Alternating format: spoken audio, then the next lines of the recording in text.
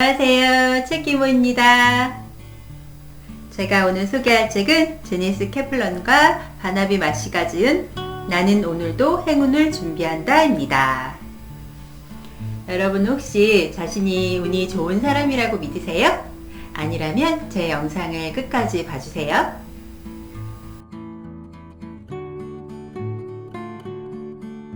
이 책을 통해 행운에 대한 3가지 오해를 먼저 풀고 27개월, 3개월 된 두 딸아이를 키우는 전업주부인 저의 행운을 만드는 5가지 방법을 소개할게요.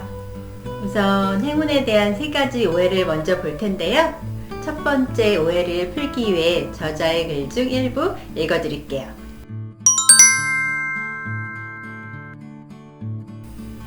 행운은 제로섬 게임이 아니에요.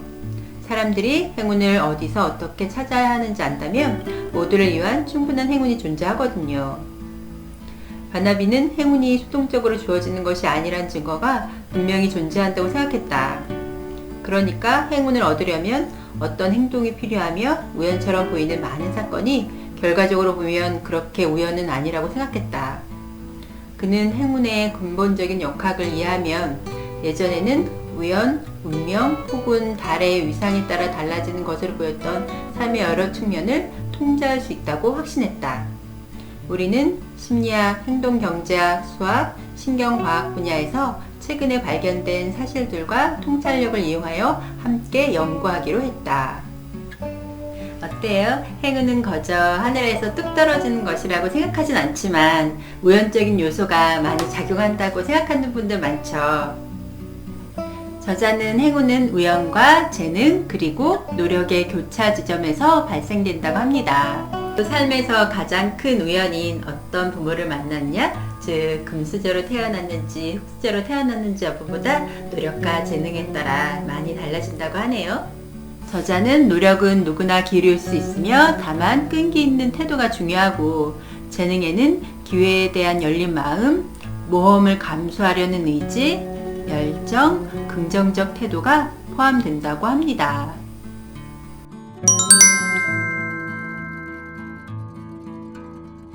남자친구와 헤어지거나 실직하거나 불행한 사건을 겪었을 때 계속 불운이 이어질 거라고 걱정하는 분들 많잖아요. 그런데 저자는 그 사건을 겪었을 때 어떻게 행동하느냐에 따라 오히려 행운으로 바꿀 수도 있다고 하네요.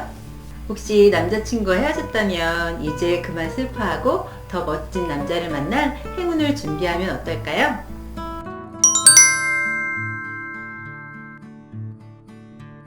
행운을 복권 당첨처럼 어떤 한순간의 일이라고 생각하는 분들 많은데 저자는 행운의 기회는 일련의 과정에서 한 단계일 뿐이고 그 기회가 의미를 지니기 위해 이전에 많은 과정이 있어야 했고 그 기회가 성공으로 이어지기 위해 더 많은 과정이 있어야 한다고 합니다.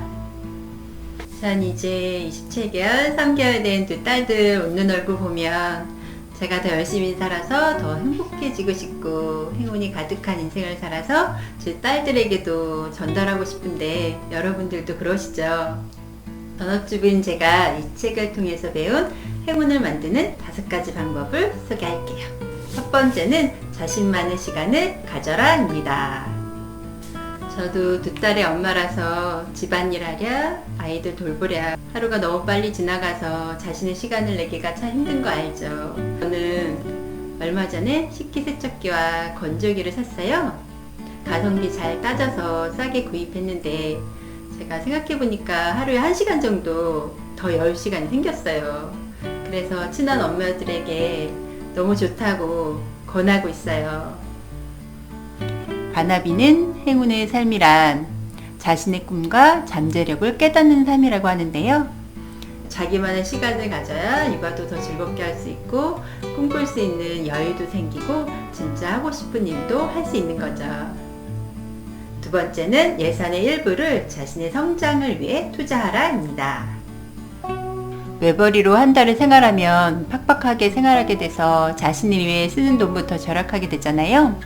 유명한 희곡 6만이라는 이름의 전차에 나오는 대사인데요. 스탠리 역을 맡은 말론 브런드는 행운이 뭔지 알아? 행운은 자신이 운이 좋다고 믿는 거 그게 다야 라고 했대요. 저자 역시 자신이 운 좋은 사람이라고 믿고 자신이 행운을 만들 수 있다고 생각해야 삶에서 행운이 따른다고 합니다.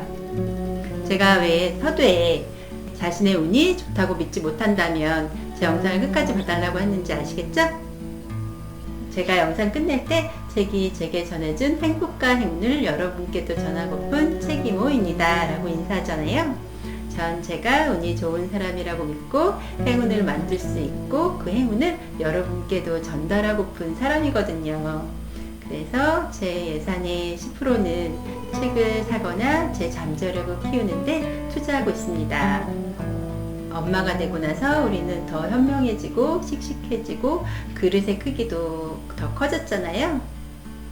우리가 만들 수 있는 행운도 훨씬 더 커졌을 거예요. 세 번째는 다양한 사람을 만나라입니다. 물론 사람을 이용하라는 것은 아니고 저자는 행운은 사람을 통해서 온다고 하고 다른 사람의 도움을 받으려고만 하지 말고 기꺼이 다른 사람의 행운을 위해 도울 때 자신에게도 행운이 온다고 합니다. 저는 이사 오기 전에 북스터디 모임에서 다양한 사람들과 만나서 삶의 조언과 지혜를 들으면서 현명해졌고 행복해졌어요.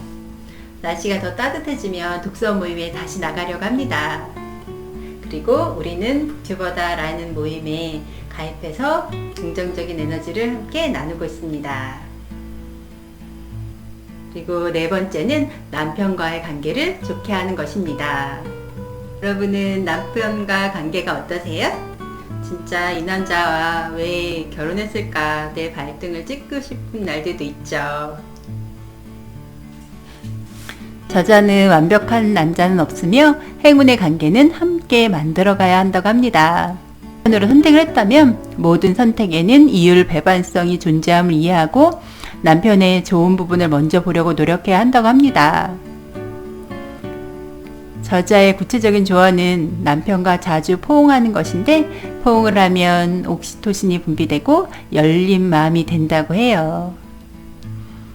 둘째 딸 낳고 나서 저희 부부는 저는 둘째 딸과 안방에서 자고 남편은 큰애와 거실에서 자면서 각방을 쓰게 됐어요. 대화할 기회가 점점 많이 줄어서 아쉬운데요. 저도 저자의 조언처럼 잠들기 전에 하루 동안 고생 많이 했다고 토닥토닥 하면서 남편을 꼭 안아줘야겠어요. 여러분은 남편을 얼마나 신뢰하세요?